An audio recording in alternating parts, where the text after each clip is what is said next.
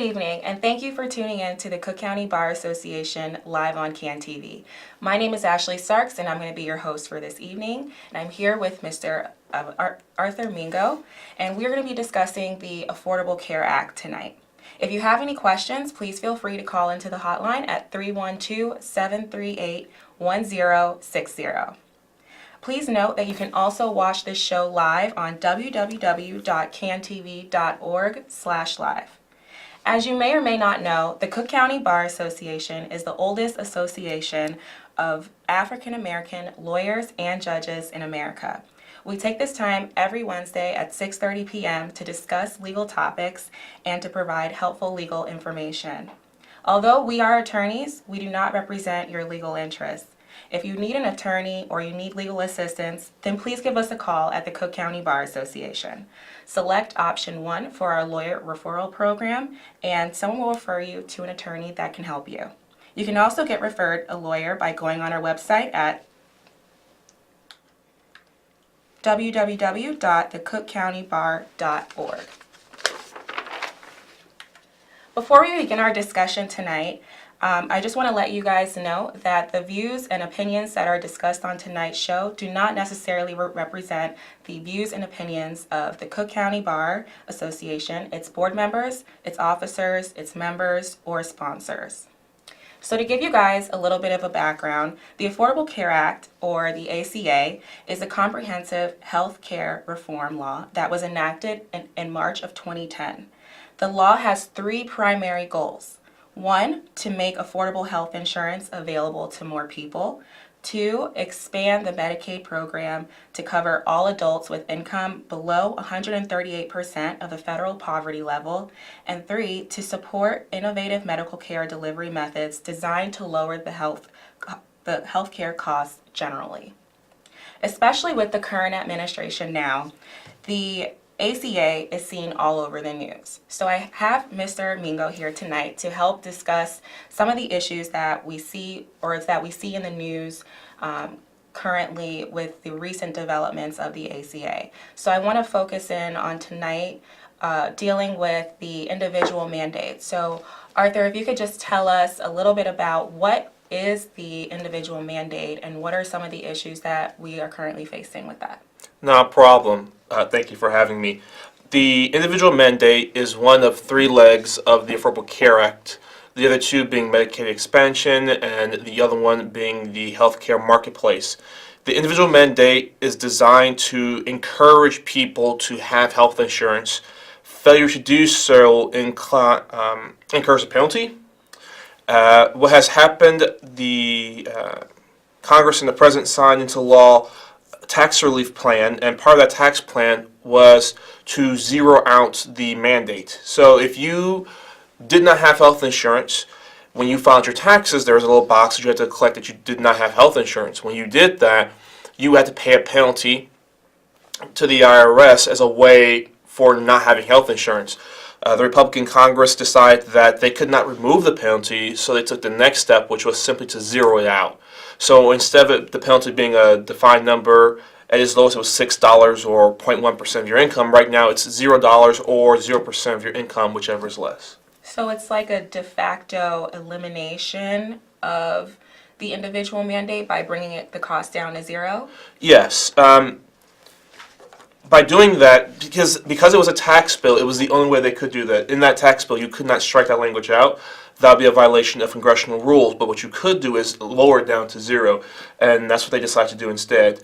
For people who just philosophically do not agree with the Affordable Care Act, this was the closest they've come to repealing the Affordable Care Act in whole. Okay. So what are some of the practical implications now that the individual mandate has gone down to 0? We're going to see a problem that happens a lot of times. It's called the free rider problem. The free rider problem is that you're going to have people who are going to choose not to buy health insurance now because there's no longer a penalty. There's no longer a stick to push them into buying health insurance. And what will happen is that they will not buy health insurance until they actually need it, when they're actually sick. So, for instance, someone may say, you know what, I don't need health insurance. It's November, December of a calendar year. Open enrollment usually begins around November. Open enrollment will close in January of the preceding year, and if they get sick sometime throughout the year, they'll wait till open enrollment and enroll in a health insurance plan. Part of the ACA says that pre-existing conditions do not disqualify you from getting insurance. That was the way insurers penalized people who would wait to the last minute to get health insurance by saying, well, because you wait till you are sick, we're not going to cover you now. Since that's no longer an option, what you're going to have is, problematically, it's going to be a smaller pool of people, and those people are going to be sicker, which means insurance rates are going to be even higher to deal with the cost of that. Okay, so what are some of the legal implications that are triggered now that the individual mandate has gone down? The major trigger that has happened has been a legal challenge to the Affordable Care Act totally.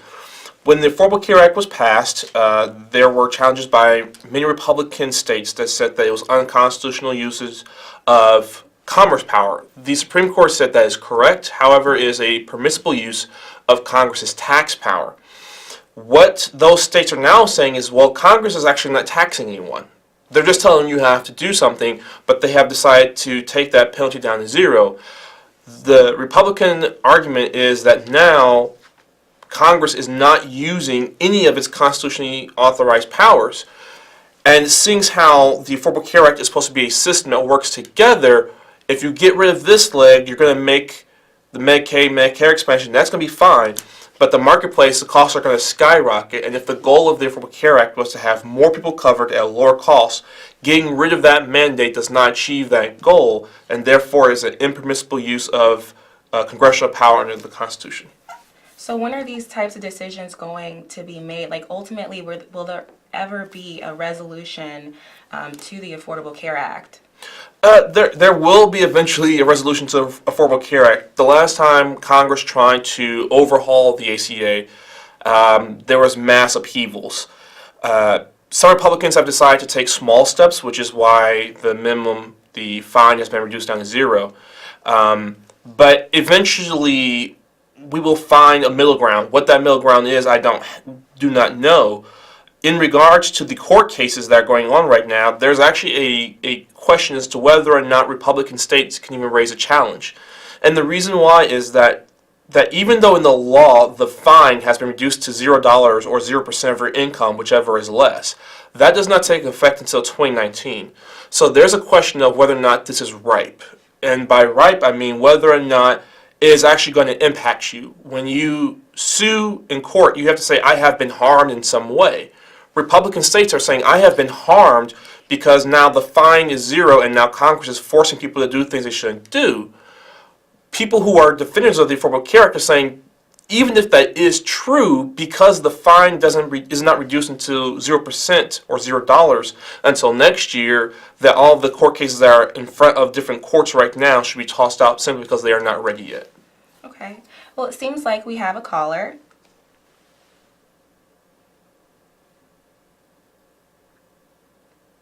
Yes, good evening. Great show as always. I want to ask the gentleman why everybody believes in the Affordable Care Act when it started out as a lie. And that is you can keep your doctors, you keep your hospital, and other things. But what gets me is you're supposed to save $2,400 a year, plus other savings. And yet, in some states, it's gone up 100%. Okay. Okay. Yeah, we know a lot of people have had issues with the cost of Obamacare or the Affordable Care Act, so just... Sure, that's... What has happened was that before the Affordable Care Act came online, you had a large population of the United States that simply just did not have health insurance. According to the CBO, they sort of predicted this was going to happen, although it was going to be unpleasant. And the reason why you saw these massive jumps were that people who had not received health care for years were sort of pushed into the pot. They tended to be sicker, and because they were sicker, when their bills came due, insurance companies had to find a way to offset those costs. And so what they did was they raised rates for everyone. According to the CBO, after year 5 or 6, those costs will start to go back down because now the population, generally speaking, is healthier. But to answer that gentleman's question more specifically about the keep your doctor part, the Obama administration kind of was willing to say that maybe if you like your doctor, you get to keep your doctor wasn't completely true. It wasn't the most accurate description. A better answer should have been that if you like your doctor and your doctor is in your health insurance plan, then you should be able to keep that doctor. But the blanket promise that President Obama made at the time turned out to not be completely accurate. So if you guys are just now tuning in, this is the Cook County Bar Association. We are live on CAN TV right now. If you have any questions, please feel free to call in. We are at 312-738-1060. So Mr. Mingo, could you just give us a little bit, tell us a little bit more about other recent developments that are going on with the Affordable Care Act, particularly ones that can affect the society as a whole, or if you want to elaborate more. Sure. One of the things that the Affordable Care Act created were, and excuse me, I always have a hard time remembering the name of them, but they are not insurance products. They are shared health experiences. They are for religious communities. So depending on your religious affiliation, you and people like yourselves can come together and create a health association. And what the association will do is it will allow members to make monthly payments, and then when a member is sick, the association pays out for that member. The problem is that these are, because they are technically speaking not insurance companies, they are not regulated under state insurance regulators, and how much they will pay, when they pay, and if they pay are left up, typically speaking, to the association. The Affordable Care Act expanded the availability of these associations tenfold. The reasoning for them is that people who have a shared religious experience also have shared health values. And the idea being that because you all are so tight-knit and you more likely don't want to deal with the outside world or the secular world, depending on your perspective, you want to sort of take care of these things yourselves. A lot of the associations will have written into their charter that you have to adhere to the religious beliefs of the association. So that is, if you are a Catholic and you are a member of a Catholic health association, then that means that you do not believe in sex before marriage, you do not believe in drinking, you do not believe in homosexuality, you do not believe in abortion. And you swear to abide by those rules. And if you are found to be doing any of those things at that point in time, you are disassociated from the membership. But also, all of the membership dues that you have been paying over the months are considered forfeit. It has become an issue because a lot of people have joined these associations on the belief that they actually were an insurance package. Although, typically speaking, if you look at the paperwork makes it very clear this is not an insurance product. But these people work under the assumption that I have insurance, and when they get sick, if the association doesn't want to pay, they're stuck between a rock and a hard place. The other allure of these associations are the cheaper cost of them. So you have someone who says, you know, based on my religious beliefs, I prefer to be associated with people who agree with me, and it costs cheaper than, let's say, insurance company A, B, or C. But if that person gets sick, part of their wellness plan may very well be prayer. That is what the health association feels is the best thing for you to do.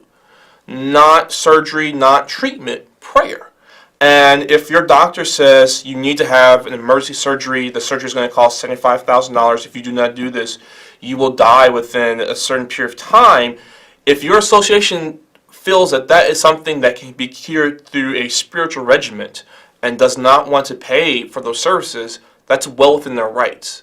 And because it is not a traditional insurance product, typically speaking, there's no one you can go to for redress. Some of these associations have come under fire for essentially just collecting money and never paying out.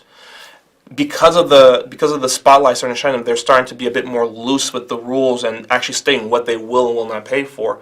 But at least at the very beginning of their creation, they were very vague as to what they would or would not pay for. It simply just came down to, we will pay for things that we feel that spiritual relationships cannot cover.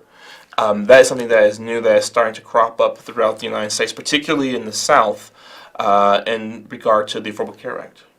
It's interesting. All right, looks like we had a caller. Yes, and good evening. And I want to thank you for taking the call. You know, it's amazing. I'm so glad that I caught this show. Just today, my wife and I, we had appointments to go to the doctor. And it's a prestigious hospital, you know. The thing that kind of upset me is this. We need to take politicians out of this equation. They don't have to worry about going to the doctor or how they're going to pay their medication instead of dictating how things should be. Listen, I'm an older guy, so we know when you're older, you know you're going to get sick.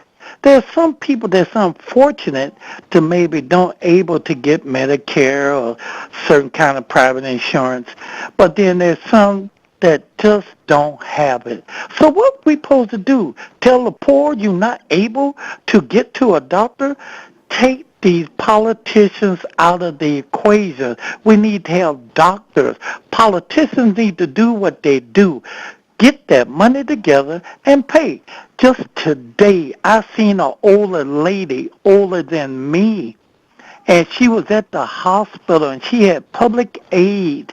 She called the hospital before she came, and then she said when she got there, they wouldn't accept it. I think that's so horrible. It get to a point, people don't care about people. Again, politicians, they never had those problems before. Hell, they probably ain't, you can't get a politician probably never even rode a bus or have to do certain things. People live to try to do the right thing. Everybody don't.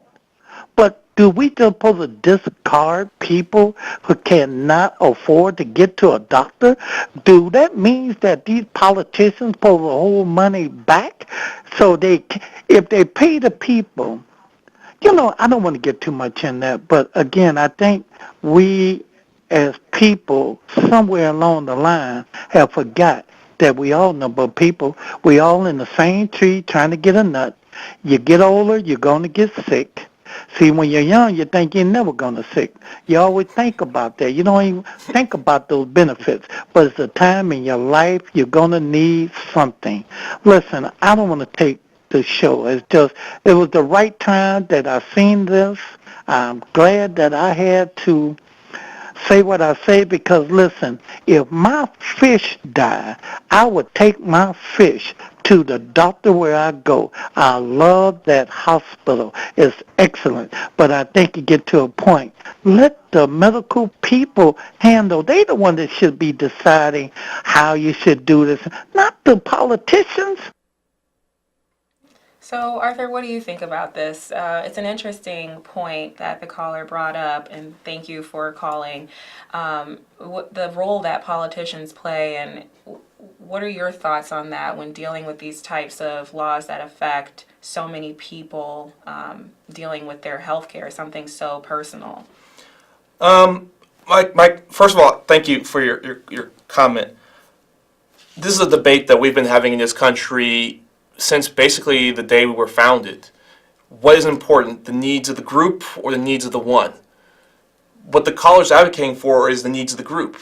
That eventually at some point in time we are all going to need help. Why not help out someone now so when you need help they can help you out down the line? And there are others who say if you didn't plan for it, then you and you alone should suffer those consequences, even though I may not like them. And I think the role of politicians in this particular situation is that, to a certain extent, politicians are physical representations of those philosophies. There are some politicians, they tend to be left politicians, who say it's about the needs of the group. We have to make sure that we take care of the group. Yes, some people are going to pay more now, but when they're older, like the caller said, they're going to need a lot more help and expense. People can take care of them. And then there are politicians who represent a much more singular point of view, and they tend to be on the right. A view that says, hey, you know, you are where you are in life based on how much you work, what you save. If you decide not to have health insurance plan A, B, or C, then that's your prerogative, and why should I be responsible for your poor choices? I think it's an interesting debate, and it's one that we as a country need to continue to have, and who knows which way the pendulum's going to swing on that issue. It looks like we have another caller. Good evening. How you doing? Hi. Hi. This is Paula. You guys are doing a great job this evening on that TV. Thank you. Thank you. I like to talk about health insurance. Might as well go ahead. For years and years, I was on Blue Cross and the Obamacare. Obamacare, another word for Obamacare, is the health marketplace. Those people help you. For I don't know how many years, I had to shell out half for Blue Cross, Blue Shield, and the marketplace picked up the other part. Well, I retired last year, and I wound up losing my job. I didn't have any money. I went through marketplace, and son of a gun, they put me on Medicaid. I am so happy I got to keep my own doctor. I got to keep my own medicine. So there is care for you. If you have paid insurance out of pocket, plus I went and did my taxes, for me shelling out all that money for this whole year because I didn't have a job, I got a little bit of money back from the IRS, which was very nice. So there is still Medicare out there for people. Okay. You wanted to briefly address that? Yeah, I'll briefly address that in a little bit of time we have left. First of all, caller, thank you for calling in. And that is something that I don't think a lot of people understand about the Affordable Care Act. It creates a marketplace. It creates a giant store where insurance companies get to put their product where you as a consumer get to virtually walk through the aisles and see who's offering what, how much they're offering it at, and what they cover. And typically at the end of the aisle is Medicaid and Medicare, and depending on how much you make and your age, you might qualify for those two programs. I hope the caller was able to find permanent employment in the future, but I am glad to hear that when they were shopping for health insurance on the marketplace, they were able to find something that was able to allow them to keep their doctor and their prescriptions. The reason why she was able to keep her doctor is that her doctor accepted public health insurance. That's really all it is. But she had something to cover her. Going back to our earlier conversation, this is again a question of what is important, the group or the individual.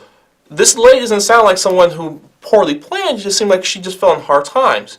And it's a good thing that the safety net was there to rescue her. That's what it's designed to do. But it is really one of those things where you have to ask yourself what is important, the group or the individual. And I'm glad that, at least for now, that lady was able to find health insurance that was able to keep her medicines flowing the way she needed to be. Yes, absolutely. So I think right now we're at the conclusion of our show. I want to thank the audience, the people who called in this evening. I want to thank our host, Mr. Arthur Mingo, again for giving us his useful information regarding the Affordable Care Act. I also want to thank our phone tech that helped us out today. So make sure you do tune in next week. There's going to be a different topic discussed, and you just feel free to call in on that conversation. Thanks again, and have a good night.